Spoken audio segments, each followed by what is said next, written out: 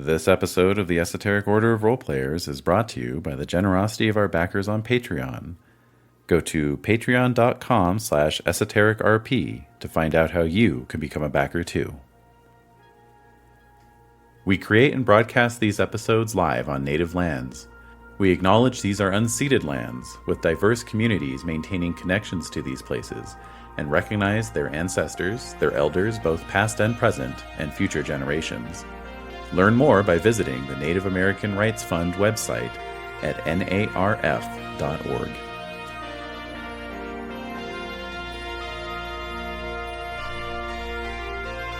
Space, the final frontier. These are the voyages of me, David Larkins, and I'm going where I've never gone before.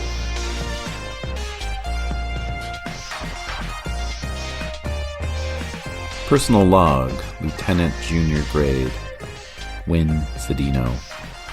Stardate 29301.9.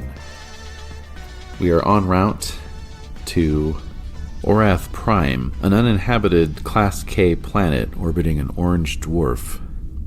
There we are to rendezvous with the USS Stargazer. We are to engage in several orbital scans of the planet's surface to verify reports of a gravimetric distortion emanating seemingly from the planet's core. Having verified this distortion, the Stargazer will take steps to eliminate it. All right, that's the opening log, and we are back. So, welcome back to Captain's Log, and this is our first mission. So I looked up gravimetric as a term in Star Trek. It is a term. And so yeah, it's kind of a space-time kind of thing, right? So just to reiterate, just to recap, we got planetary exploration with the subcategory of trap. So we are being called to investigate a planet, but it's actually a trap. And then for the, what would you call it, the incident and the theme, we rolled destroy gravimetric distortion. So I then proceeded to consult the random tables in Captain's Log and generate the system. So what we've got here is a Class K05 star, or 0V, I don't know about astronomy. I'm playing a Star Trek game. I know nothing about astronomy. Which is basically an orange dwarf, as they call it. It's slightly smaller than our sun, slightly less luminous. It has one planet orbiting it. Maybe we can assume there's some asteroids as well somewhere out there, maybe one or two asteroid belts. But since this is a smaller star, I think it kind of makes sense that there's just the one planet. I went back to my nice little Star Trek name generator, which, hey, wouldn't you know, also includes a planet name generator. So I selected Orath, and since it's just the one planet, this is the planet of Orath Prime, which is itself a Class K planet. So it's a Class K planet orbiting a Class K star. That's strictly a coincidence. So a Class K planet, according to Starfleet, is a planet that has potential to be habitable. You can live on the surface of the planet. It's not inimical to humanoid life, but you're going to need to live in like a little glass dome or have some other form of life support in order to live on the surface of the planet, because it's not otherwise habitable in that sense. Doesn't have a breathable atmosphere. It has, temperatures can drop quite low, etc. Orath Prime also has, as the table put it, or as the Matrix put it, 5+ moons. So I guess it's I'm picturing it's kind of a larger planet. Probably has 5 significant moons, like moons that you could probably see from the surface of the planet, and then maybe twice as many little small rock-like moons, like the moons of Mars, for example. So quite an interesting little place it is, and Yeah, so that is where we are going, and what was the actual term? I was using helmsman last time, but actually that, as I discovered, is from the sort of Enterprise era of Star Trek, and so later it becomes, I want to say, flight officer. Flight control officer. There we go. Also known as a con officer, or simply con or helm. Okay. So, we have flight control officer, lieutenant junior grade, Wyn Cedino. Can we add more things to the characters' titles? And we are, as a reminder, on board the Kyushu, and this is a New Orleans class frigate, basically. It's mostly set up for patrol and sort of scientific reconnaissance missions, and it's in the latter category that I think we are headed to Orath Prime. And I had also rolled for an advantage and had gotten Allied Federation starship.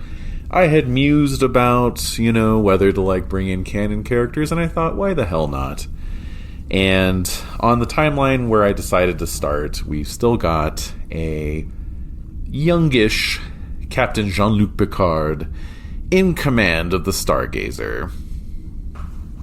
So, why not? Let's go for it. We're playing Star Trek. We might as well go all in, right? And so Stargazer, for those of you who don't know, is a Constellation-class ship, which has 4 warp nacelles, very distinctive-looking ship. And Picard was captain of this for, I want to say, about 20 years. I mean, a long time. He started out, he was kind of an inspiration to my character, really, because he was also a flight control officer when the captain of the Stargazer was killed in a battle, and he took command, and then just earned himself a field promotion for his gallantry and skill. So one of the youngest ever captains in Starfleet history, and no doubt still bald even then.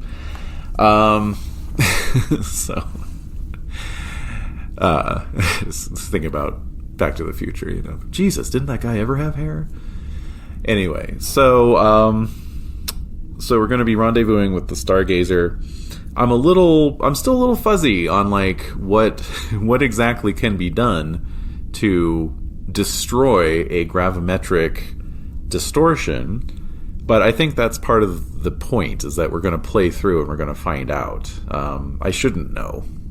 That's part of the mystery, right? That's part of the fun of discovery. So yeah, we're just going to kind of see how things go. And so the way that missions work, let's kind of go over that before we really jump in here.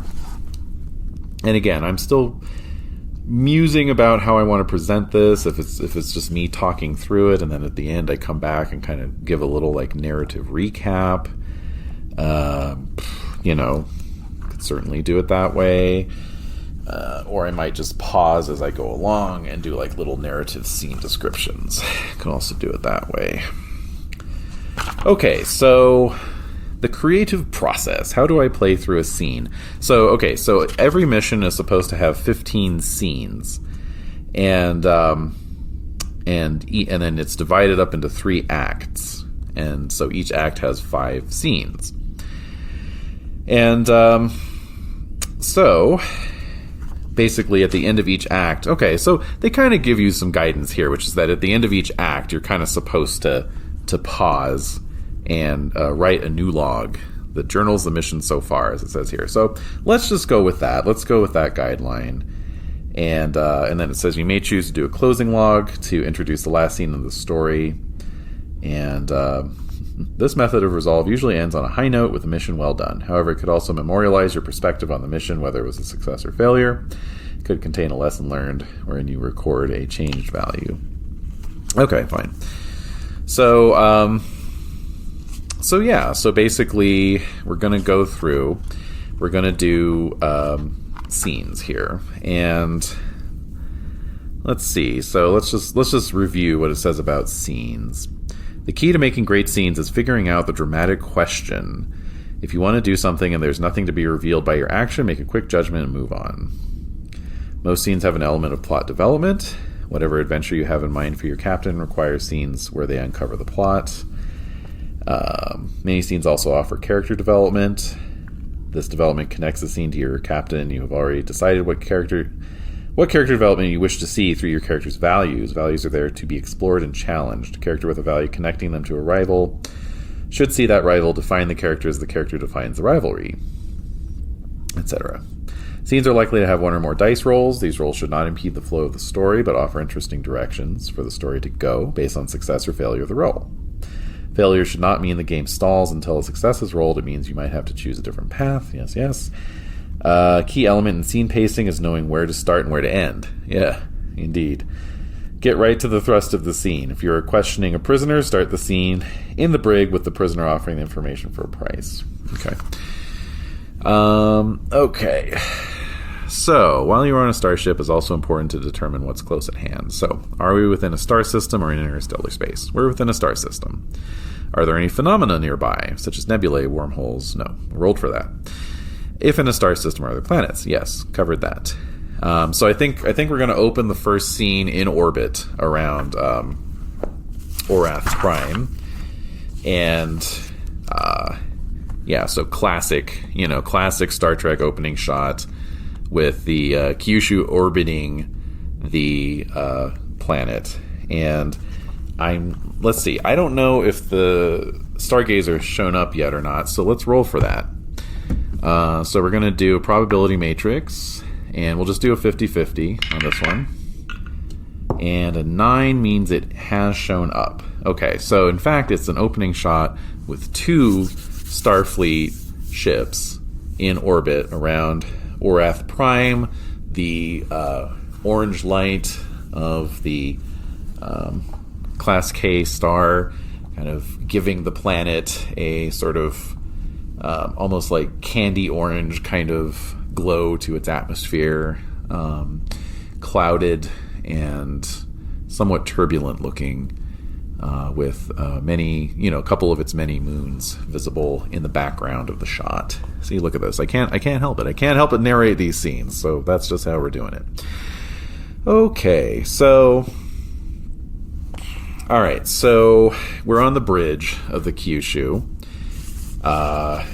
Wyn is at the helm. I actually found a pretty cool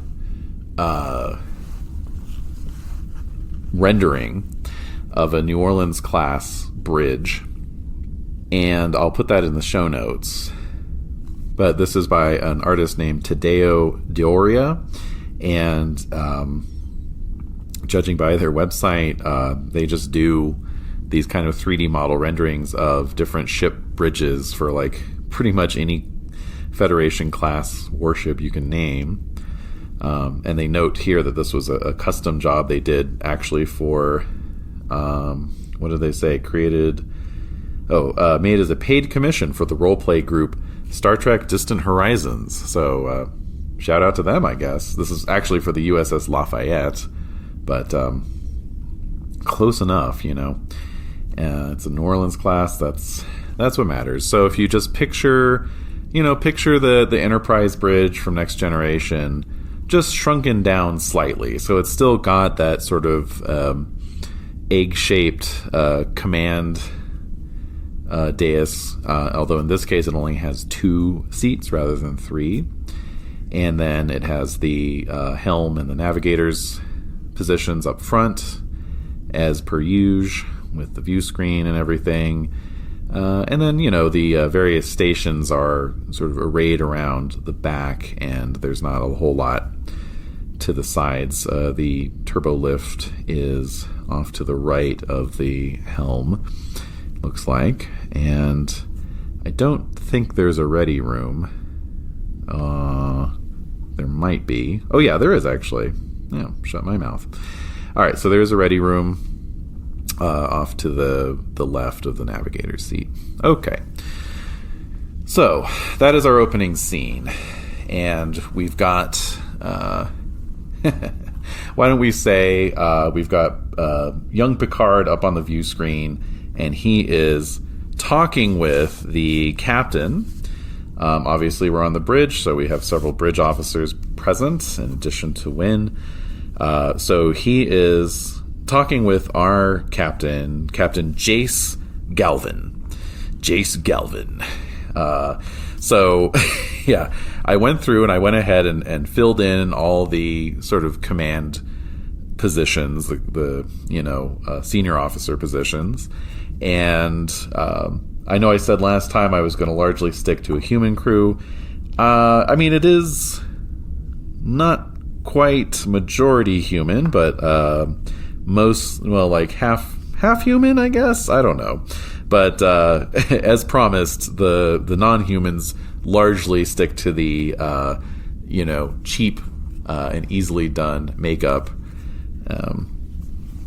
dictum that I laid down. So, but for Jace, Captain Galvin, he is a human, and then I rolled for personality traits, and so for him I got stoic. So he's a stoic commanding officer. He and Picard will get along famously, I'm sure.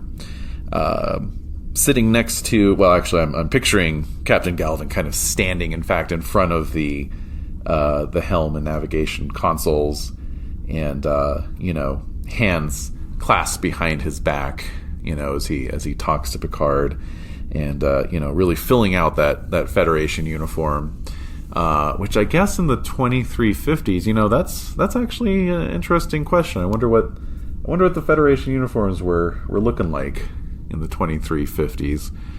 I mean, I'll just assume they looked like Season 1 uniforms, aka the sort of lycra spandex onesies that they were rocking in those early seasons before Patrick Stewart was like, I don't like the way these fit my body.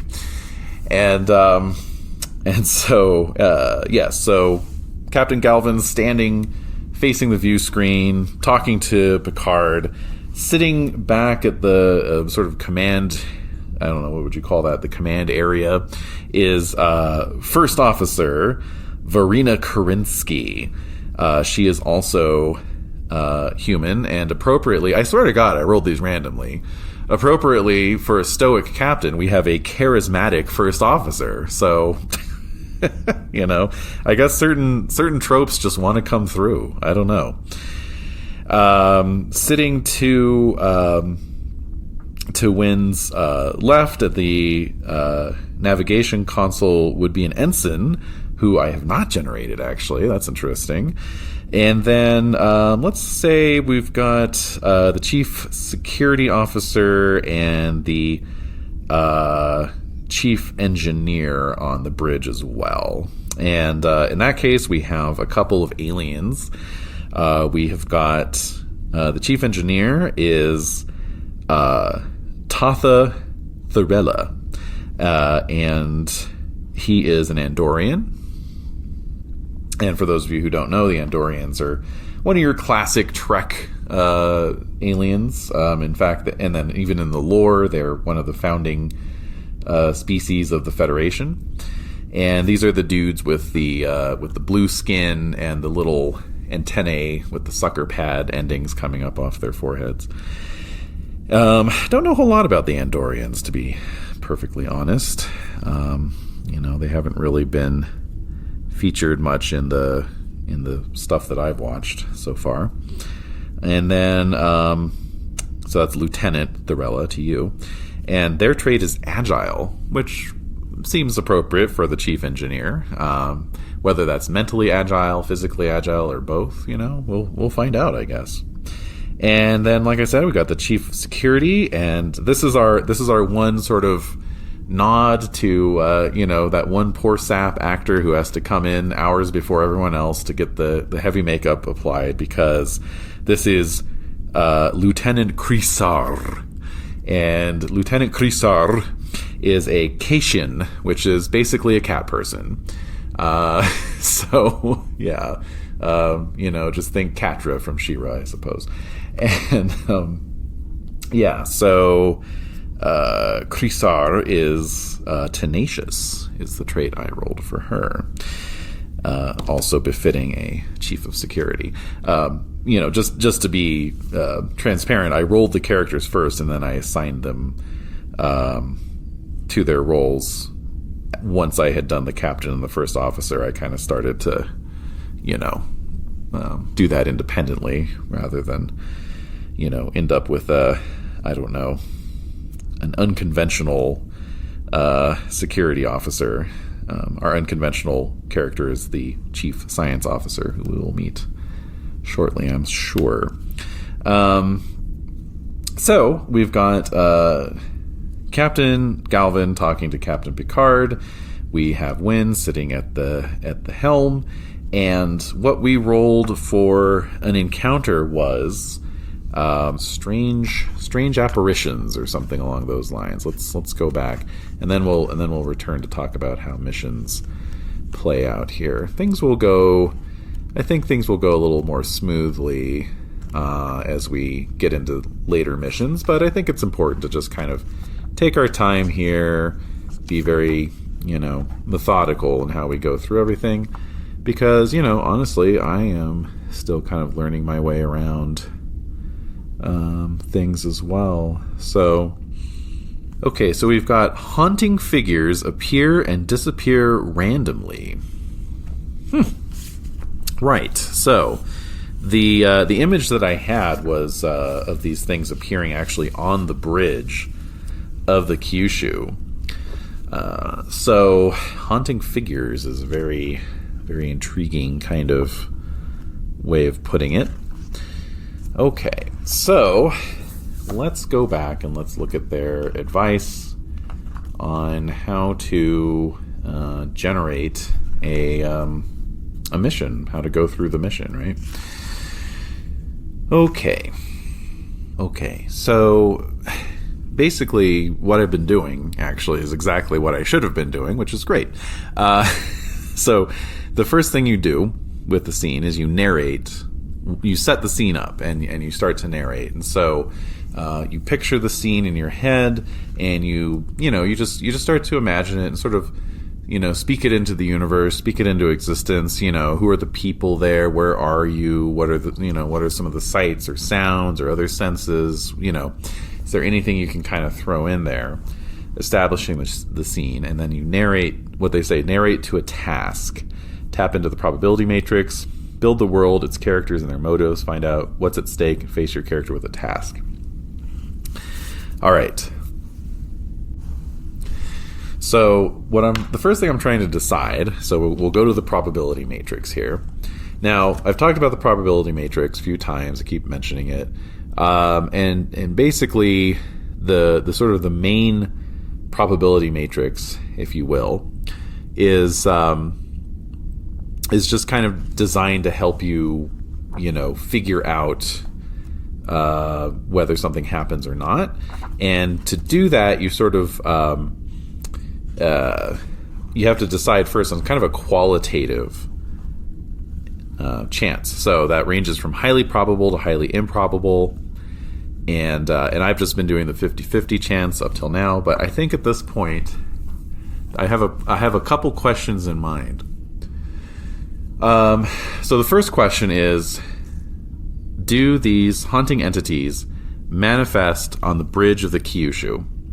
So because I kind of had that in my head, I'm going to say highly probable. And yes, indeed. Indeed they do. Do they manifest on the bridge of the Stargazer as well? I'm going to give that somewhat probable, and that's a no. Okay. All right, so here we go. We've got Captain Galvin talking to Captain Picard.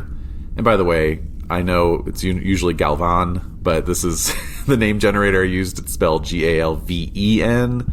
So, Des, don't correct me. Yeah, I guess by the 24th century, that surname has morphed, or at least one version of the surname has morphed into Galvin. Okay, so we've got Captain Galvin talking to Captain Picard when suddenly strange entities, strange humanoid shapes begin to materialize all around the bridge of the Kyushu. Captain Picard, can he see them? Can he see them from the Stargazer? Let's give that a 50-50 chance. He will not see them. Okay. So, of course, everyone is shouting an alarm. Commander Kerensky jumps to her feet, and as Lieutenant Kreesar reaches for her phaser, and there are shouts of alarm, and Picard goes, "What's going on over there, Captain?" And Captain Galvin spins around, and he's looking around, and he says, "I don't know, Picard. There are strange beings on board our bridge." And then he looks at Wyn, and he says, "Run a scan. What are these things?" So Wyn is going to run a scan to see if these are biological entities or not. Or are they, beings of some other dimension or what? So rather than letting the probability matrix determine that, we will instead go to the system, I guess you could say, the game system itself, which, as I discussed last time, basically I am adding my disciplines to my attributes, or one discipline to one attribute rather, and then I'm rolling against that target number on 2d20. So let's take a look at what would be a good one. So we've got control. Okay, so this is precise, orderly, disciplined, highly coordinated, and well-developed fine motor skills. Doesn't seem quite right. Daring is decisive and fearlessness. When adrenaline starts pumping, a daring character can act swiftly. So let's look at when faced with an intellectual or emotional problem. So this is an intellectual problem. I'm running a scan on the ship. And so, there's also an argument that could be made in terms of whether or not to use the ship's talents. Oh yeah, so the ship has a sensor talent. Okay, so that covers that really. So I'm using the ship's sensors, which is a 10, and then the ship's science rating, which is a 4. So yes, this is an example like when you're on board a starship, you can use the starship's own traits in place of your own, or to substitute for the crew or what have you. So here we go.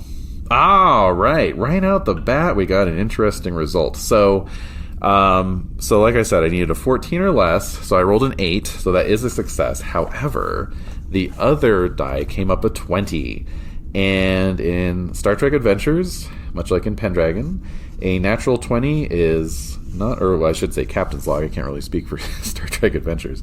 A natural 20 is not necessarily a good thing. And so, a natural 20 is going to generate what they call threat. Okay. You can never have more than 1 point of threat. If you attempt a task and both dice come up with 20s, you have 1 threat. That's fine. Okay, once threat is generated, it must be spent sooner or later. You choose whether threat is spent immediately or stored for later. Threat can be spent in one of 2 ways. Create a complication. You can spend threat immediately when it is accrued. If you do this, you introduce a new danger to your current scene. This is a twist to your story. Perhaps a new adversary arrives or another emergency appears that demands your urgent attention. Narrate how the situation gets worse for your captain, or roll on the threat spend matrix on page 278. You could also choose to roll on the complication matrix or any other matrix wherein things can become worse. My other option is the next action I attempt requires 2 successes instead of the normal 1. I think obviously we've got to create a complication. We got to work that trap in at some point, and this might actually be the time to find out what is going on. So we've got random threat spends, or we can roll on the complications table. Okay, so we can roll randomly. There's multiple subtables on the threat spends. So let's take a look at our options here. So we've got hostile alien entity, gravity, which of course would fit in nicely, psionic incident, ship in distress, systems failure, subspace, or temporal anomaly. I can see a lot of interesting possibilities out of all of these. Gosh. Well, let's just roll on the random table then to see what subtable to use. 3, gravity. Well, there you go. All right. Some interesting possibilities here. 14. Random shifts in gravity strength. All right. Well, that, of course, makes sense. We're here to deal with a gravimetric distortion. We were getting random shifts in gravity strength. Okay. All right. This is David from a Mirror Universe Alternate Reality interjecting to point out, yes, I did roll this threat, and no, I did not apply it in any way, shape, or form in this scene. Frankly, I got very excited about the other things that were going on, and I just plumb forgot. So I think in the future I'm going to have to make a point to jot these sorts of things down and have them right in front of me so I don't forget. Interesting. But I did succeed on the sensor table, or a sensor roll. So we need to go back and see what's to be seen. All right. Some of those rolls that I just did could have come up with, like the threat result, threat spend roll could have come up with it being like a hostile alien entity or a subspace entity or things of that nature. So we didn't generate anything along those lines. So instead, we have to go back. So I am going to roll to see what the sensors tell me, and we want to see if this is a living entity or something else. I'm going to say it's improbable that it's a living entity. And yet I rolled a yes. It is a living entity. Okay, whoa, fascinating. Huh. Fascinating. Okay. Let's roll to see how many have materialized on the ship. I'm going to roll d20 divided by 2. Okay, so that is 3. We've got 3 on board. Not too many. All right, so Lieutenant Cedino yells back, "Captain, I'm getting life readings." So Captain Cedino, of course. All right, Mirror Universe David checking in again to just make an observation. For some reason, my brain slipped sideways and I began referring to Captain Galvin as Captain Cedino, perhaps reflecting my secret ambitions after all. Let's see. I'm starting to get some ideas here. So Captain Cedino is going to call out, "Identify yourselves!" Now, it's very interesting that Picard couldn't see them on the view screen, right? Even though they're living entities. Or they're showing up as, as on the life scan, the biological life scan. Okay, so Cedino's going to shout out to identify themselves. Can they speak? Can they speak on a, frequency that human ears or any other humanoid ears can detect? I'm going to say, that is improbable, and we get a no. Okay. So I'm picturing these kind of like very sort of ghostly, almost like smoky kind of humanoid shapes. They're almost like shadows or something. And so you can't make out any features. And then they're not saying anything. So I think since this is a trap, I think they're here to kidnap. I think they're here on a mission to kidnap. So are they going to kidnap Captain Cedino, or try to kidnap him? We'll leave that up to a roll, but let's see if they're going to try and kidnap him. I'm going to say probably. And I get a no. Okay, so that means they're just going to grab whoever's closest. So let's say they're going to just... There's 3 of them, and... how do we randomize this? So we've got... Let's just go down the line. So we've got Kerensky. I'm just going to do this on a 50-50 now. Commander Kerensky is a no. Okay. Then next we have Chief Engineer Lieutenant Thorella. That's also a no. So who does that? That just leaves 3. Okay, so they're going to go for Lieutenant Kreesar, and then Wyn, and then this so far unnamed ensign. Okay, so cool. So now we can go to a little bit of a fight. We can duke it out. So suddenly the shadow creatures sort of lunge in and they grab. They start grabbing for Wyn, and she is going to, of course, recoil away and try to fend them off. I did actually last time I rolled that she picked up some martial arts, and so of course I had to go for Mokbara, the Klingon judo. And so she's going to get to employ some of that. Nice. All right, so yeah, we're gonna have a fight here against this thing. So the cool thing about Captain's Log is that I don't need to have stats for these shadow creatures, because basically everything is all the rolling obviously is player facing. But yeah, I track the hits for both myself and my opponent. So we have 3 hits, so to speak, and basically whoever takes 3 hits, marks off 3 hits first, loses the combat. So obviously the stakes here are that if Wyn loses the combat, she's going to be kidnapped. Okay, so that's fitting for the protagonist of the story, I think. All right, create hit tracks for each character. Done. Okay, choose a character. Perform a task. Success, apply 1 hit to the opposition. Failure, apply 1 hit to your character. Spend momentum and or threat. And there we go. Okay. So momentum is another thing I should just discuss really briefly, since I talked about threat already. And so momentum is very similar in that you can only have 1 momentum at a time. And then so you can use momentum to cancel out a threat. If you happen to have momentum, you can just use that and be like, meh. Or you can spend it to re-roll a single d20. Or you can spend it to roll on the advantage table, or otherwise add a new story element. Let's see. I'm trying to remember.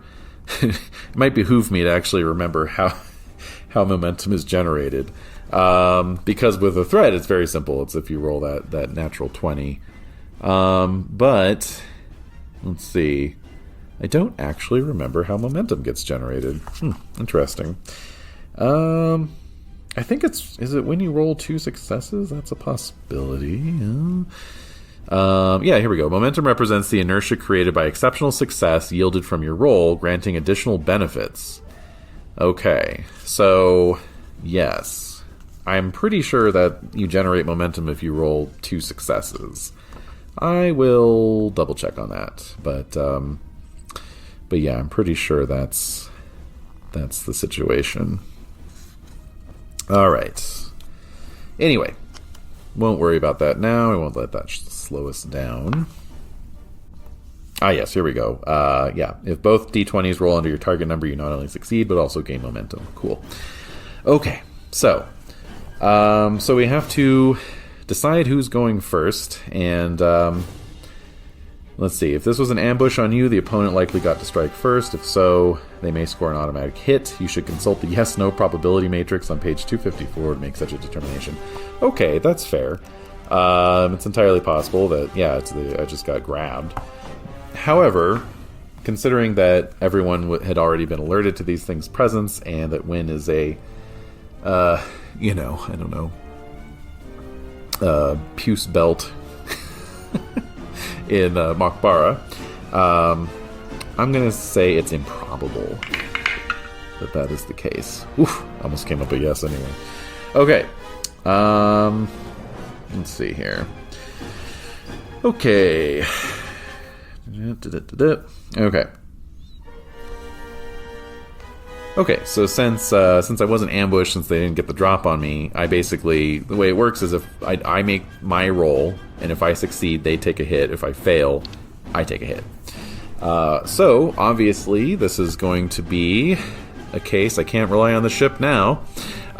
So this will be a case for security plus either daring or fitness. Okay, so now I can go back what I was doing before and thoughtfully scratch my chin as I'm reading the descriptions of these attributes and deciding which is better. Okay, so character may use daring to strike in hand-to-hand combat. Well, there we go. Character may use fitness to restrain a foe, resist a hazard, move quickly across the battlefield. Okay, so it is daring. Cool. And presence would be to intimidate, reason, devising a plan or strategy to increase odds of success, using control to shoot at enemies. Oh, okay. So I use control for my phaser, daring when faced with violence, and I have a focus in martial arts, of course. I also have a focus in hand phasers, so I should probably remind myself what the focus can do for me. Okay, so let's see here. Alright, if the character has a focus that applies to the current task and they roll a number equal or less than their discipline rank, okay, so that'd be security, 3, they immediately create an advantage or roll on the advantage table. That advantage is now activated and can be woven into the narrative. Cool. Alright, so I'm rolling daring plus security. I need a 13 or less. If the success comes up on a 3 or less, I generate an advantage. Obviously, if I roll 2 successes, I get momentum. Let's find out. So I did succeed. I rolled a 12, but once again, the other one came up a 20. So we have now generated a threat. Alright, so I do manage to inflict a hit on that person, that thing, whatever it is that's attacking me. But I can generate a random threat spend. I think in this case, spending, using the threat to increase the difficulty makes more sense, because this, I was sitting at the helm, right? I'm in one of these cozy, leather upholstered, helm chairs that they've got.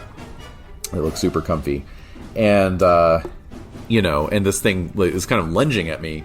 So it actually stands to reason that, this is going to be kind of an awkward position to fight from, right? So, this thing's lunging at me, and I sort of dodged out of the way, and, so here's an interesting question. We'll leave this up to the probability matrix. Are these things, physical? Like, can you grab onto them? I'm going to give that a 50-50 chance. 10 is...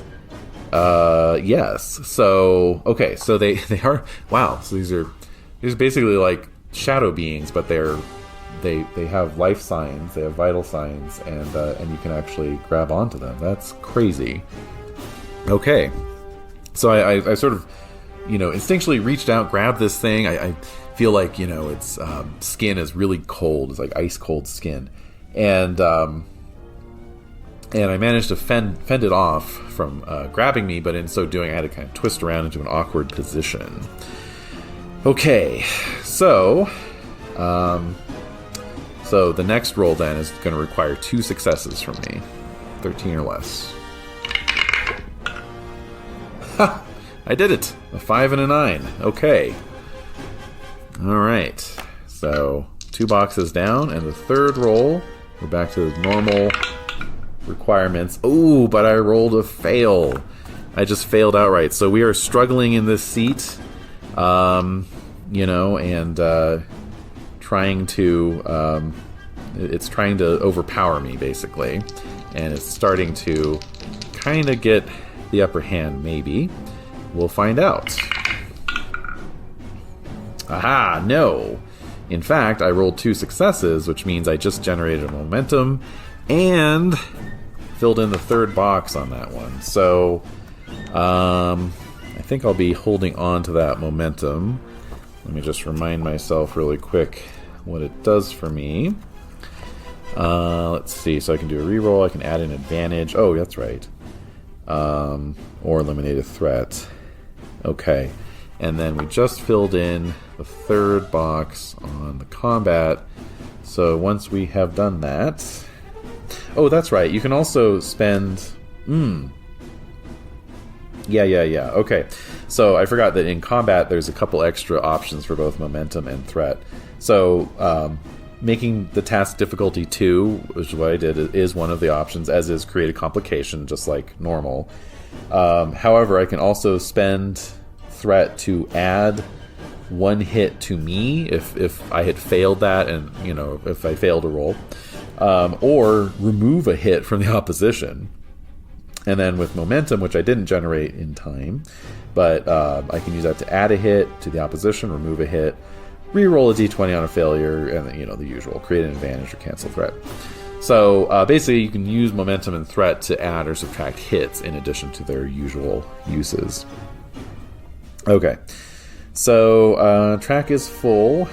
Okay, and okay, the fight is over, and let's see.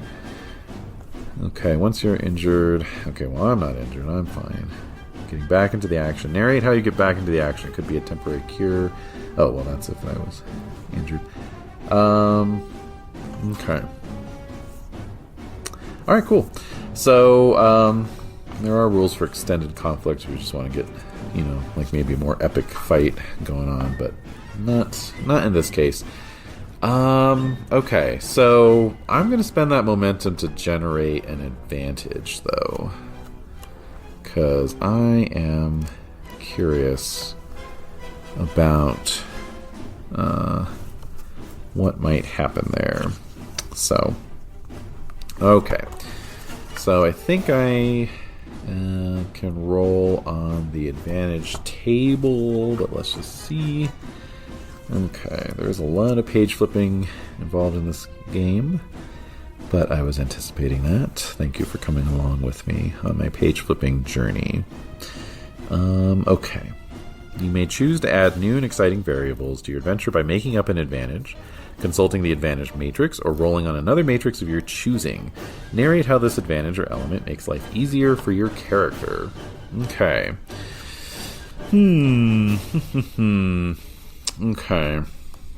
Okay, so I think in this case we're just going to go with the obvious one, which is that the advantage is that basically as we fended off these attackers, and we can assume that certainly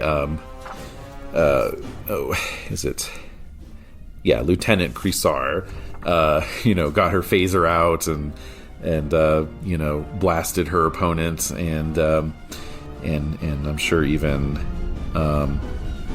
Lieutenant Thorella held his own. That basically this surprise attack didn't go their way, and so just as quickly as they appeared, they disappeared. And I think the creepiest part is that they just winked in and out, right? There was no like transporter kind of light show or anything like that. And I think, in fact, the next scene will be trying to analyze where they came from. But yeah, that's our first scene there. And so the scene concludes as everyone just kind of looks around, a little dumbfounded, a little shocked, with Picard in the background saying, "What's going on over there?" So So at the end of a scene, I have to decide whether that scene was a success or failure. And so we've got these little sort of Federation Delta boxes along the top, numbered, for the scenes and color-coded for the acts. And so if I decided that was a success, I fill in the delta, and if I decide it was a failure, I just put an X over it. So obviously that was a success. I'm going to fill that in. And, honestly, I feel like that, that's a great beat, to end off on, to go to the credit sequence, right? So perfect. That worked out really well. Okay, so we'll just proceed on to the next scene here. I wasn't really sure like how long it was going to take me to play through a given mission, but I'll aim for these episodes to be about 90 minutes to 2 hours, and so keeping an eye on the time here, I'd say we're about halfway through. I don't think every scene is going to be quite as involved as that one. I think some scenes could just be as simple as like making a single roll and then you move on to the next.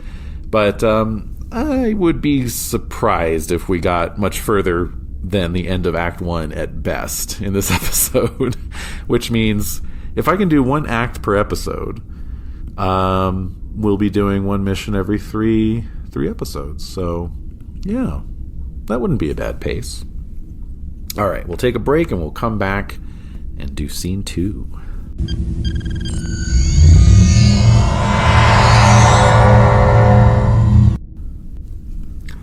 All right, so we are back and we are going to do scene 2. So I think this is shortly after the incursion onto the bridge, onto Kyushu's bridge, and we are trying to figure out what the devil is going on. So, let's see. Oh, by the way, I went ahead and generated the name of that other ensign. So we've got Newton Kehoe, and they are an ensign. And I have a notion. We talked in the last episode about an incident from Wyn's past where she was nearly killed during the academy, during her time in the academy, with I theorized it was some kind of an explosion. So obviously some kind of engineering lesson gone seriously awry, or perhaps a training mission that went off the rails, and it was the fault of a fellow cadet. So I toyed with the idea of having that cadet be on the crew when we started out, and possibly even being this other ensign. But I want to bring that in, actually, I think either later this mission or in a different mission. I just think it would be, it would be dramatically appropriate to have that past rival show up. So I think we'll hold off for the time being on that one. Got enough going on as it is. So we've got these strange shadow beings. They don't show up on a view screen. They do register as life forms, and they have physical form. You can grab them. They can grab you. But they can also apparently come and go at will. So I think the first thing that we need to do is scan and see if we have any traces of signs of transporter activity on or around the ship. That's something that I believe they can do. That sounds familiar. I think I've seen that in some episodes I've watched. So we will introduce our Chief Science Officer, which is Lieutenant Commander Tamir, who is a Vulcan. It's a Vulcan woman, and for her trait, I rolled unconventional, which is certainly an interesting trait to get for a Vulcan. So I'm going to have to give some thought as to how that might manifest, and if anyone has any suggestions for how a Vulcan might be unconventional, something that is sort of forming in my thoughts and my mind is, maybe there's either Vulcan subcultures, or maybe minority philosophical movements, that go against the main Vulcan creed. I don't know. Or it could just be something simpler where, she's just kind of unusual for a Vulcan. Like, her personality is somewhat non-Vulcan-like, But anyway, she and Captain Galvin are, going over some data that they've pulled up on the ship's computer. So we're going to roll the ship again. And I think sensor plus, sensor plus science, let's just say, or engineering. They're the same value. And that's going to be a 14. Here we go. Okay, 2 successes. That brings up an interesting question, which is whether that generates momentum or not. I'm going to assume it does. I think I recall just reading if you roll 2 successes. I don't think it's stipulated it has to be a roll for yourself per se. So we're going to generate some momentum. And in that case, I think rolling an advantage, we'll just cash that in right now and roll up an advantage there. So, very interesting. So we're going to find out what exactly they determined. And I, honestly have no idea. So let's find out. Okay, so momentum spend. Generating random momentum spends. Okay. Alright, so advanced warning might be appropriate. Danger revealed might also be appropriate. Let's see here. A heretofore unknown danger had been lurking in your midst, but you detect the peril before it's able to inflict harm. Perhaps a hidden foe has been scheming to disrupt your plans. You're able to manage the situation before they can act.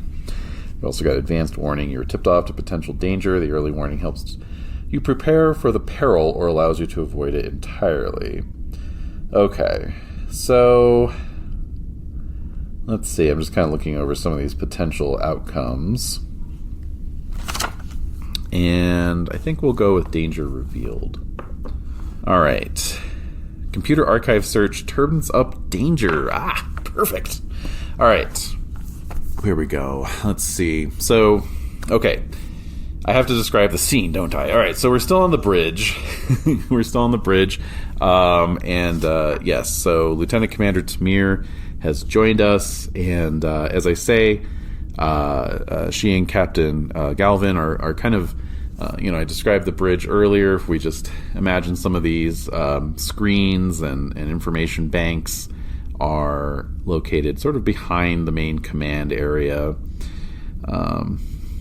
against the back wall, sort of. And again, look on the show notes. I'll have a link to these visuals. I think would be quite helpful if you're having trouble visualizing. But Captain Galvin and Commander Tamir's faces are sort of somewhat underlit by the computer screens as they pore over the data. Wyn is sort of standing by, having gotten up from the con, and so they are combing over the data, and I think we have Tamir punching up, a few numbers. This is the thing they do on TNG a lot. Is there's just a lot of they're just punching that touch screen like a lot, So and little bleep bloop bloop bleep bloop bloop bleep bleep bloop bloop bloop, and so we've got potential danger revealed, right? Or rather, the ship's logs. Here, I've already forgotten what I rolled. All right, so we've got the computer archive search turns up danger. Okay. So Tamir's saying, I'm detecting a strange pattern, Captain. I see no signs of... Actually, hold on. Let's go to the probability matrix. I think it's likely that Tamir, or I should say probable, that Tamir sees no signs of actual transporter beam activity. But I rolled a no. Interesting. Okay, so let's do one more roll. Let's say, is it known transporter tech? And I'll say that is highly improbable. Okay. All right, so Tamir is saying, I am detecting some signs of transporter activity, Captain, but it does not match our Federation transporter patterns, let's say, right? And Captain Galvin is, his eyes are scanning over the data as well, and he says, "Does it match any known patterns, Lieutenant Commander?" And some more beep boop boop bop boop boop beep boop boop, and Tamir brings up something on the computer. Search all known transporter patterns. And there's some brief pause, and then the computer pulls up a report, and what we have. Oh boy, let's see. Potential danger.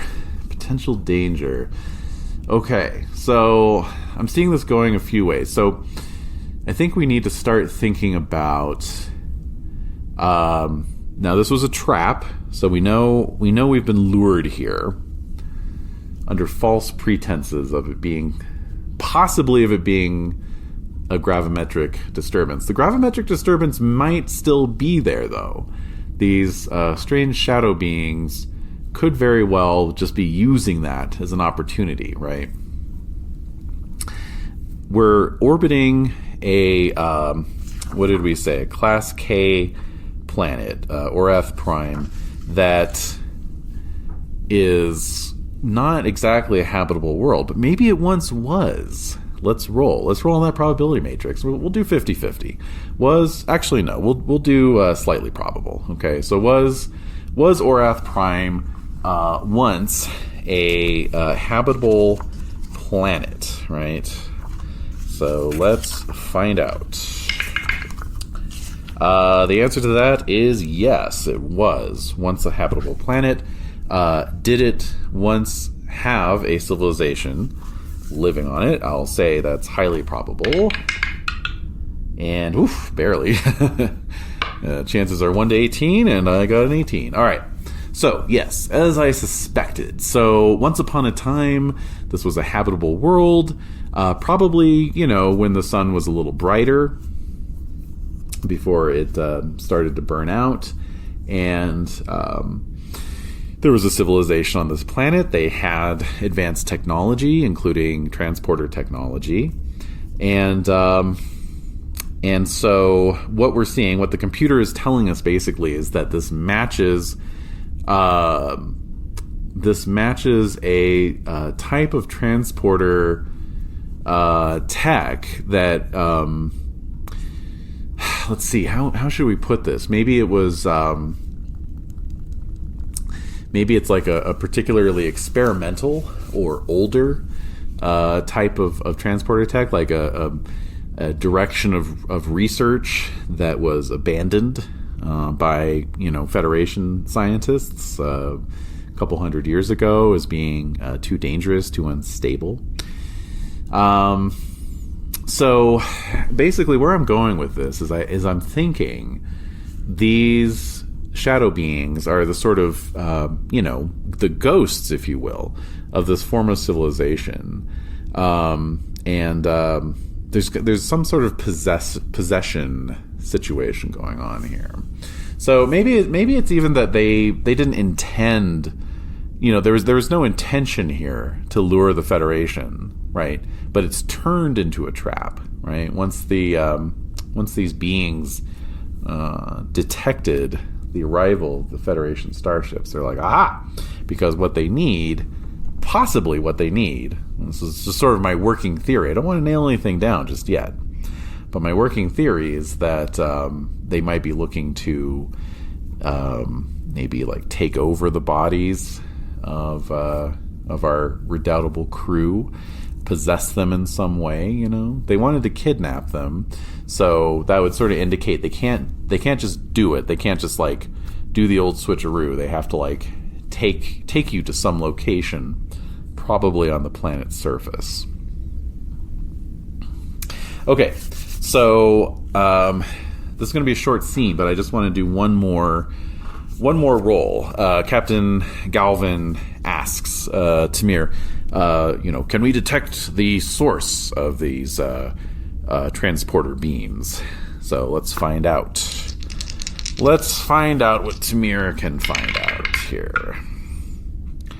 2 successes again, so that's another momentum generated. Okay, great. So, yes, very much so. Now, this was something I had in going around in my mind was, would the planet allow transportation down to the surface level, and would we have to take a shuttle? I'm going to say that. Okay, let's do a probability matrix. What I'm thinking is that the answer is no. You can't transport down to the planet's surface, perhaps because of the gravimetric distortion that is going on. It would interfere with the transporter beams. And I have that in mind basically because I'm trying to keep Wyn in the story. But I'll do a probability matrix roll. What the hell? We'll say it's improbable though that you could transport down to the surface.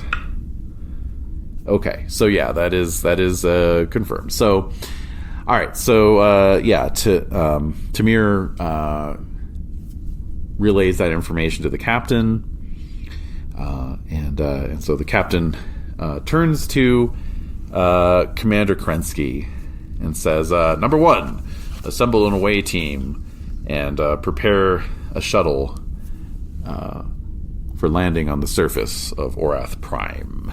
Dun, dun, dun, dun. Okay, so we'll call that scene a success. And the reason I kind of wanted to kind of push the shuttle angle is that, of course, Wyn is a very good pilot. And so Kerensky would naturally bring Wyn along with Lieutenant Krysar, of course. And how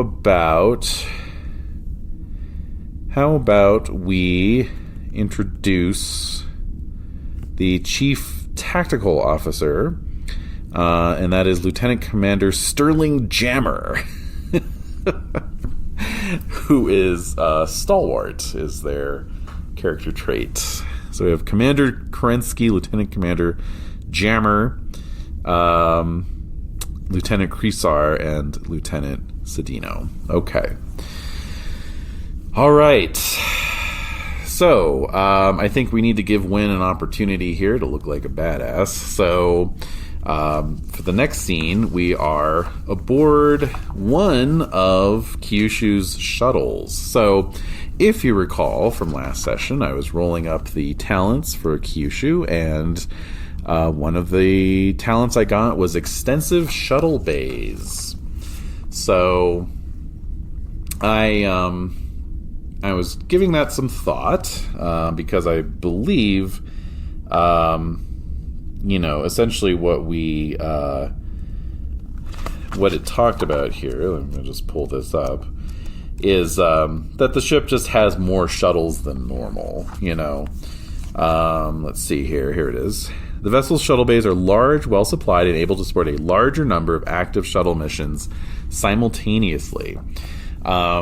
I also picked up the Utopia Planitia source book for Star Trek Adventures, which is kind of the Starfleet source book because it's got a lot of great stuff in it. This section brought to you by Modifius, because I'm gonna sing the virtues of this source book. It's got a great chapter on life in Starfleet. What you do aboard ship, what you want to give thought to in terms of number of shifts, and we'll kind of get into that. We'll cover that maybe in future episodes or future missions even. It's got a great random table for what kind of game are you playing when you're hanging out with your fellow crew, or what kind of martial arts are you training in, or what holodeck simulation is going on right now, so pretty cool stuff. And, of course, it's got a lot of information on different ships and ship classes and so forth. Interestingly enough, according to this source book, I had looked up on Memory Alpha when the New Orleans class came into service, and it was 2320-something. According to this source book, the New Orleans class did not come into service until 2364. And it also note something. New Orleans-class vessels are often named after places or people of the Mississippi Delta of North America. None of that really seems to align with the stuff I've seen on Memory Alpha. Like I said, the images of the bridge that I'm using were for the USS Lafayette. And then we've got the USS Kyushu. There was one or two others that Memory Alpha lists as being New Orleans class. I don't remember any of them having anything to do with the Mississippi Delta. I mean, that would make sense with the New Orleans class and everything. But, I didn't see all that until long after I decided on the ship and the time frame. So after a little bit of thought, I decided to just stick with what Memory Alpha has to say.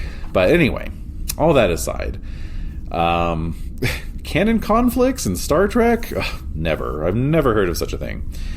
It does have a nice little section on shuttlecraft or small craft even.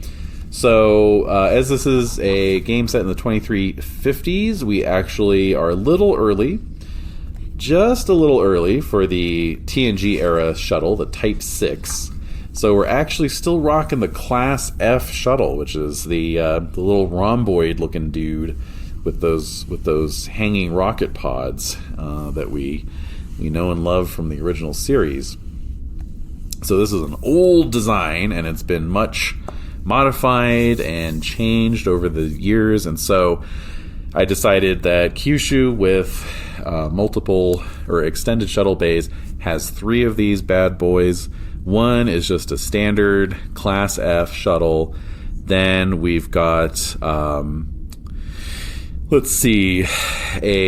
Vulcan modification that has an improved warp drive, so it's handy for sending it out in, if you need the range, you've got that option. And then I think we have also got the Type 18, which is a Tellar modification, which has high resolution sensors on it. So that's kind of the craft you would send down to the planet surface if you want to do some more like kind of close in sensor readings, sensor sweeps. And I'm kind of like trying to decide. So do we want to go with the standard Class F, or do we want to take the Type 18 down? Because of course we're kind of looking for signs of these weird shadow beings. So I think actually, we're in the Type 18. So that replaces the rugged design talent with high resolution sensors. So let's see what that does for us. But anyway, I want to give Wyn a chance to just kind of do some piloting here, since that is our forte. Let's see here. Rugged design. Okay. The ship is designed with the frontier in mind, with a durable construction and easy access to critical systems that allow repairs to be made easily. Okay. And then we have, what did I say? High-resolution sensors can gain large amounts of accurate data, though they are extremely sensitive. Okay, good to know. All right, so obviously this is kind of a more narrative approach. Let's see. If the ship has a talent that applies to the current task, you roll equal to or below the ship's system's number. Immediately roll on the advantages matrix. That advantage is now activated and can be woven into the narrative. Okay, so basically, if I'm doing a sensor sweep and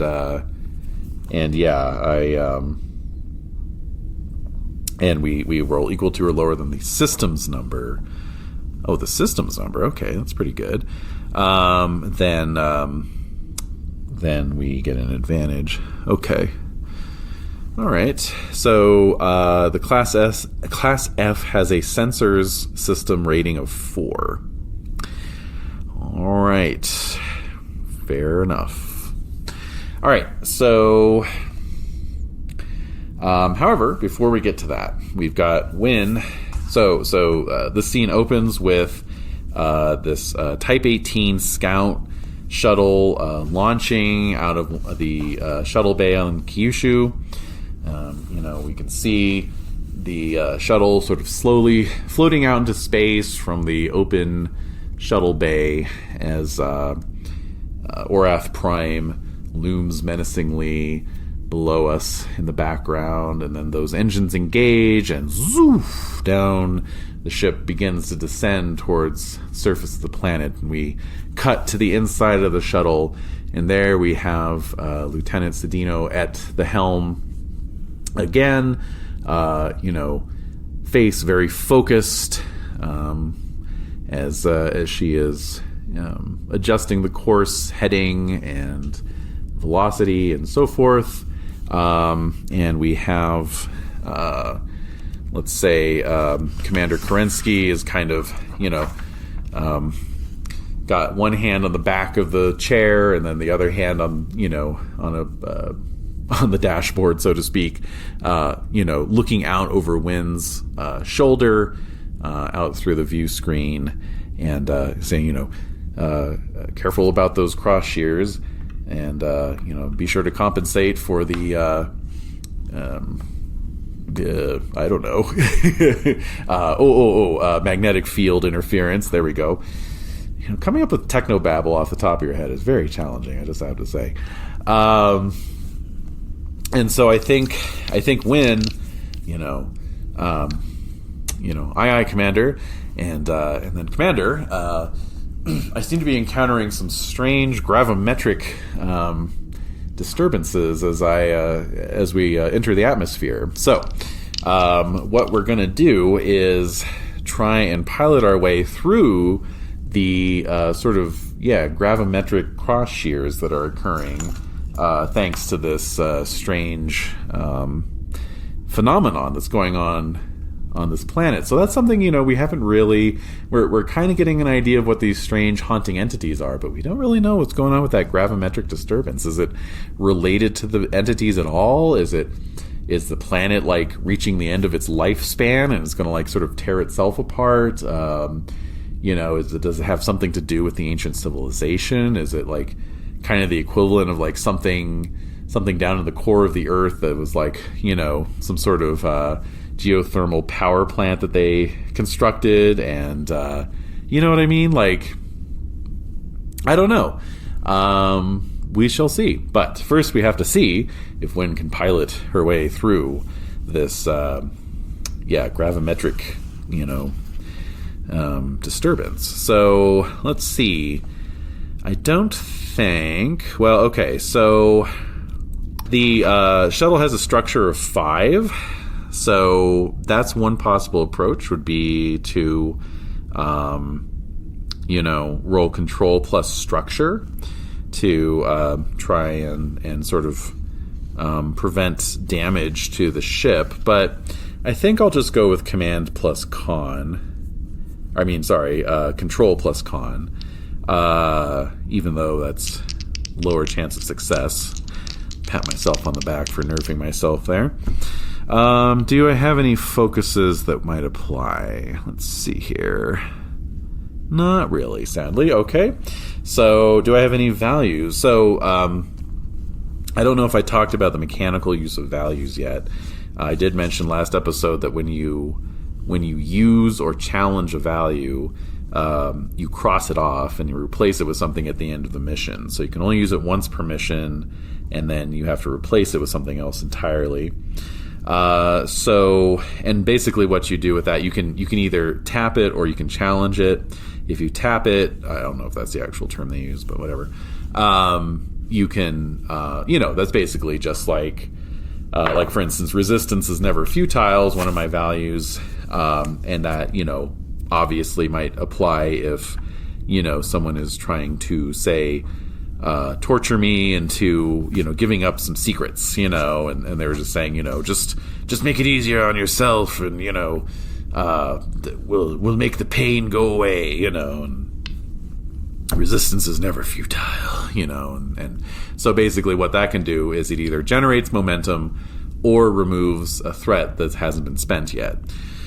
And so challenging a value, though, you can also challenge a value Like, so for example, with resistance is never futile, maybe there's a situation where it would actually make more sense for me to kind of, compromise or give in, but, I'm going to be stubborn. I'm not going to budge, because I see this as a sort of battle of wills, and so therefore screw you, in which case I'm still going to cross the value off, but I'm sort of challenging it. I'm using it in a negative way. So I'm just looking, act with confidence even if you don't feel like it, could certainly apply. That could certainly apply. Yeah, you know what? Let's do it. Let's do it. All right. So, yeah, because, internally Wyn is feeling very unsure of herself right now. She's never had to pilot a ship through gravimetric distortion. Very few people have. And she's got Commander Kerensky like literally leaning over her shoulder, so you don't want to like screw it up in front of the first officer, on top of everything else. And Lieutenant Cedino just says, not a problem, Commander. I got this. All right, so that generates momentum. So I could use that for a reroll, if necessary here. So I very well may. But let's see. Let me just remind myself really quickly here what else I can use it for. Let's see here. Eventually I'll remember this. Oh, right. I mean, of course, I can use it for generating an advantage or eliminative threat, which there isn't one at the moment. So I'm going to hold on to that in case I need to re-roll one of my 2 dice here. If I roll two failures, I'm going to very much want to re-roll one of those. Okay, here we go. Interesting. Okay, I'm rolling a lot of natural 20s today, I just have to say. I guess when you're rolling 2d20 every time, right? Okay, so I got the classic success on one die and generating a threat on the other. Now, I didn't spend that momentum, so I think what I'll do is I'll spend it right now to eliminate that threat. Just immediately eliminate that threat. So we'll cancel that out, thankfully. Whew, okay, and so Wyn, punches a few,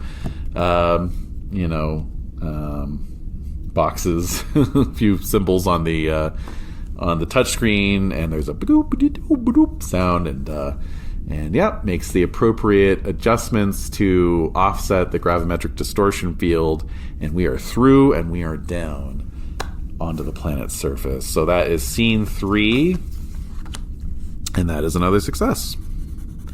So incidentally, at the end of the mission, I count up the number of successful scenes versus the number of failed scenes. And, if I have more successes, I guess I win the scenario. If I have more failures, I lose. That's about it. I mean, there's no, as far as I could tell, there's no, actual sort of, lasting impact for whether you win or lose. I don't know, you don't, your character doesn't benefit or suffer due to the outcome. I think it's just more for your own sort of edification, Okay, so we are on to scene 4 here. We're cooking right along. So I'm definitely going to just keep this to Act 1, even though I think it'll make for a somewhat shorter episode.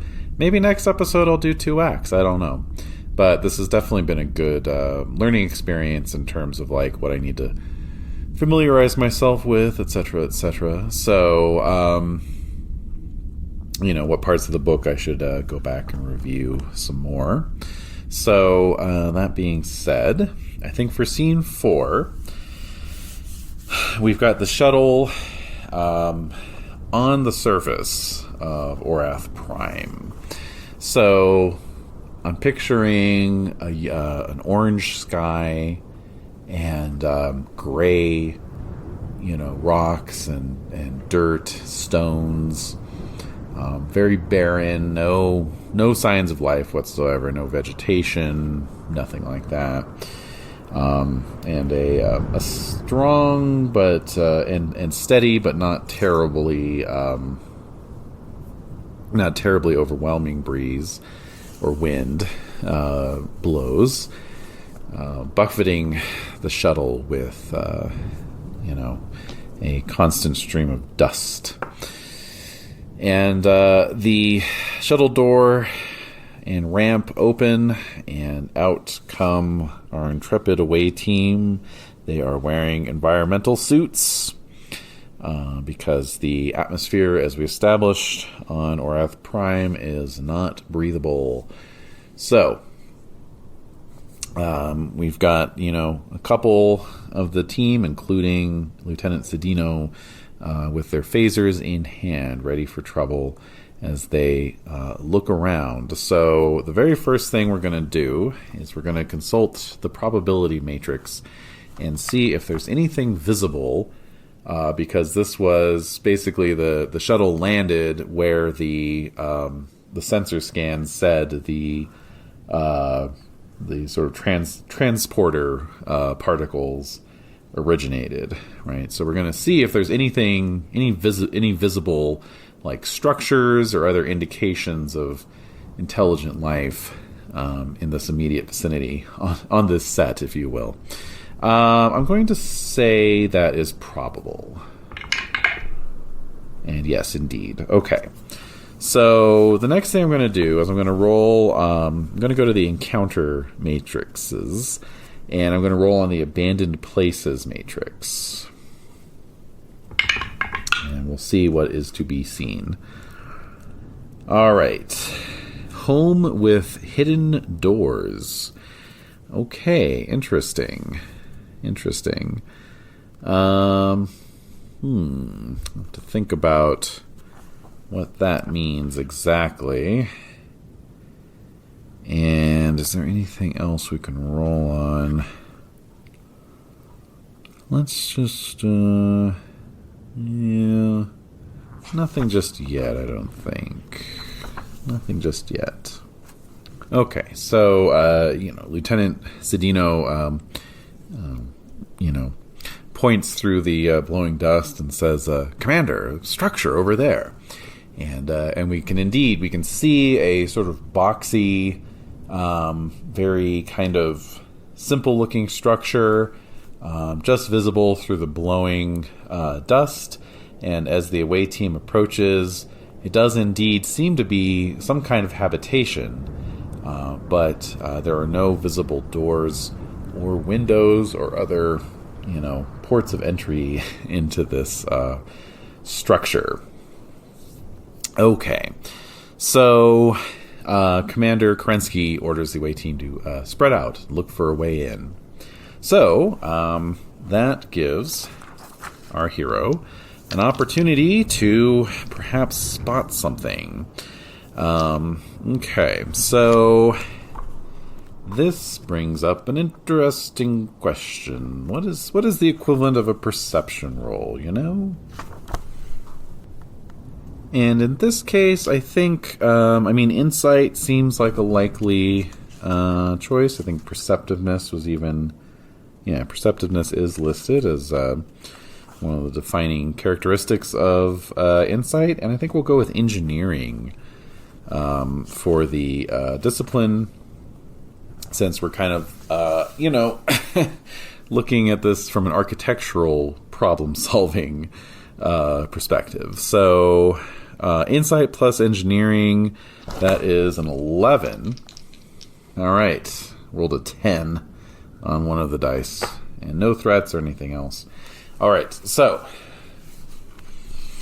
this brings up our next interesting question. So, home with hidden doors. Okay, so it says hidden doors. Okay, very good. All right, so everyone spreads out. They're looking around.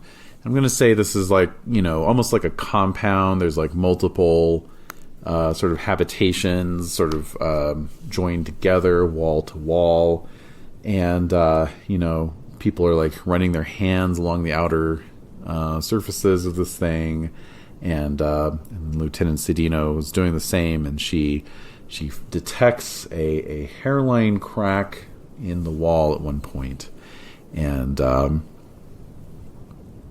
brushing away some of the accumulated dust, can see, aha, it is the distinctive outline of a door. All right, so she calls out over the comm link that she found something, as she begins to sort of press against it and see if she can figure out a way to get it open. Okay, so let's see. Would that be just the same roll? Or reason might be better. Meticulous analysis, forming and testing of theories.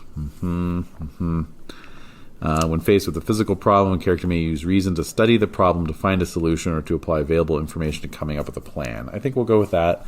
So we'll do reason plus engineering again, and that's a 13. All right, I rolled a 1 success on that. All right, so I think as the rest of the team comes around and is gathering, Wyn, is sort of pressing and running her fingers along the crack, and after maybe 30 seconds of this sort of searching activity, she finds a hidden catch in this door, if you will, a little button maybe that she presses down on, and the door swings open, opening up into this interior that has perhaps not seen the light of day for untold eons. Alright, so that's scene 4. So scene 5, obviously, this is the last scene of the act, and, we've got a nice, one thing the book talks about is, kind of try and look for ways to direct the narrative in, so that you have, interesting, act breaks. And so, obviously, this will make a good act break as we head into the interior of this, ancient civilized, ancient city, I should say, of this long-forgotten civilization. And, who knows what is within. I'm thinking about it. I'm thinking about how we're applying these rules here. It's really interesting, I'm digging it, because I'm kind of thinking okay, my GM brain is kicking in, and I'm like, okay, so if I were running this game and I were kind of making this scenario up off the top of my head like I am right now, I would probably want to have some kind of challenge, some kind of physical challenge for the away team here, whether it's more of these shadow folk, or is it some kind of a literal trap. We did roll trap as the complication or whatever. So are we getting into some Indiana Jones territory here, where we're gonna have giant boulders dropping on us or whatever, or ancient defense networks kicking in and shooting laser beams around, that kind of thing, So, and so I'm kind of thinking about okay, how do we implement that? The system isn't really telling you to just do things by fiat, right? It's kind of encouraging you to roll dice whenever a question comes up. And that's what's really interesting to me, because there's kind of two different approaches, right? Which is, I could be looking to generate threat through either rolling natural 20s on those dice, or what do they call it, challenging a value, or I could actually, I don't know if challenging a value generates threat. Well, it doesn't matter anyway. Or I could just leave it up to the probability matrix. So I think we're going to leave it up to the probability matrix, so for right now. But more threats could emerge, as we know. So, let's see here. All right. First thing we're going to roll is, does the interior of these buildings contain any kind of threat whatsoever? And we'll say that's highly probable. And that's a yes. Okay. So next, we're going to say, do these buildings contain ancient defense networks that will trigger to try and eliminate an intruder? And I'd say we'd call that somewhat probable. And that's a no. All right. Well, I was a little excited by the idea of a bunch of laser beams shooting out of nowhere, but, some other time. Okay. And do the surface levels, do these upper levels of these abandoned buildings contain any of these shadow people? And for that, I will say it is somewhat improbable. And yet I rolled a yes. Interesting. All right. So we're going to end Act 1 with a little bit of action here. Okay. So our intrepid away team and their little Star Trek-y environmental suits with their faces illuminated inside their helmets are making their way into this windowless, mostly doorless compound, so it's like pitch dark inside. So now flashlight beams come on as everyone moves inside, and so the beams are playing around the interior of these buildings, and even though they are in these environmental suits, there's a sense of great antiquity, despite all the blowing dust outside. The interior, like the floor, is covered with only the finest layer of the finest dust, leaving just the slightest footprints to mark their passage. And it's almost like these were practically airtight on the inside, seemingly untouched by the ages, and yet empty, I think. Actually, hold on. Probability matrix. Okay. I'm discovering part of the system is developing an instinct for when to roll on the probability matrix. So we'll say it is probable that these buildings are entirely empty. Oh! Ha! See, that's why we roll. We get surprised. So no, these buildings are not entirely empty. In fact, they are still. They still have all their sort of interior furnishings. So now we're getting into some Pompeii kind of shit, right? So let's ask the probability matrix. Oh, great and mighty probability matrix. Do we see signs that the residents of these buildings were just going about their day before something catastrophic happened? And, sort of the equivalent of, finding the dining table still set for Christmas dinner, that kind of thing. I'm going to give that a 50-50. Because I really don't have a strong feeling. And that's a yes. Okay.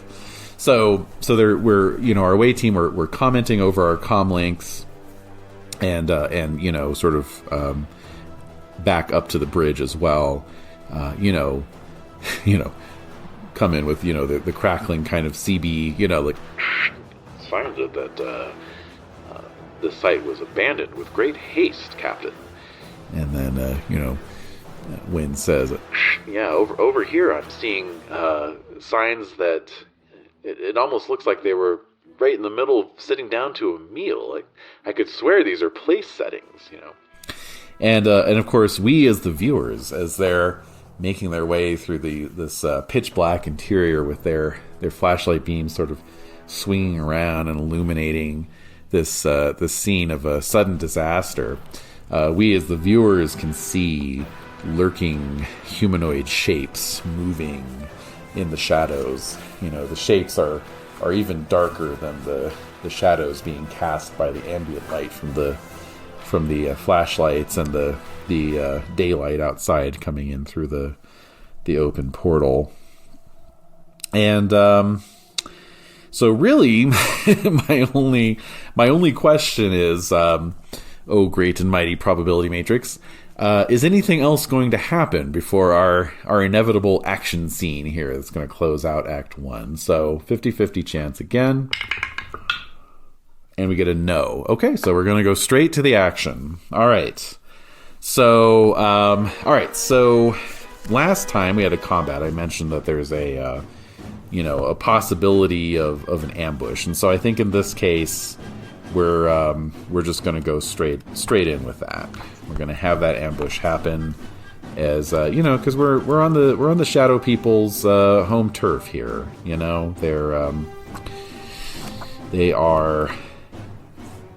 have the upper hand. They have the drop, so to speak. So, all right.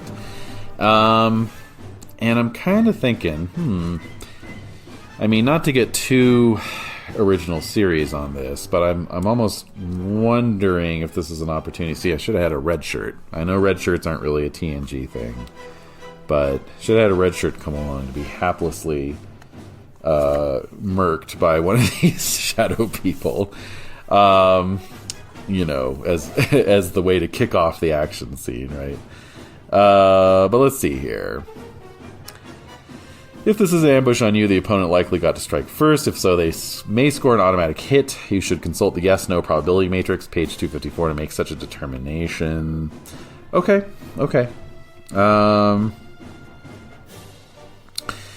Help determine if an injury occurs. Okay. All right. So, let's see. We had, who did I say? We have Kerensky. We have Lieutenant Commander Sterling Jammer, Chief Tactical Officer. And then, who else did I say? Lieutenant Commander Tamir, right? Or no, sorry, Krisar, Lieutenant Krisar. Okay, so I'm gonna say that they get the drop on Lieutenant Commander Jammer, and I'm gonna roll the yes/no probability matrix to see if he gets injured. 50-50. That's a yes. Okay, so a sudden scream echoes out over the comm links as Lieutenant Commander Jammer is grabbed by a couple of these Shadow People, and in fact, let's say instead of injured, we'll say he's pulled back into the shadows. Oh, that's creepy. Oh, I like that. Okay, so so he just disappears. So his a sudden scream, cut off, and let's see. Let's give Kerensky a chance. So she's gonna whip around and kind of like see if she can, she's calling out, Jammer, where are you? And she's got her tricorder out and she's scanning to see if she can pick up his vitals. And I think, again, rather than rolling on a skill type thing, we'll just do the probability matrix there. And I think these things have made off with him, so I think it's improbable that she's going to find any vitals. And then, in fact, no, she does not. So he has disappeared. So good. And but at this point, our stalwarts team has spotted these other shadow folk, and so I think while Kerensky's doing the tricorder scan, Krisar and Wyn are going to open up with some phaser action here, because, come on, we gotta have some phasers. So I have the hand phasers focus, which means if I roll a 3 or less, because that is my security rating, I think it was like I generate momentum, so cool beans. I don't want to burn a value just yet or do anything like that, so I believe we established that control was the attribute that you use, let's see, for shooting. Okay, so it's control plus security, so that is a 12 or less. Here we go. We are shooting and got 1 success. Okay, cool.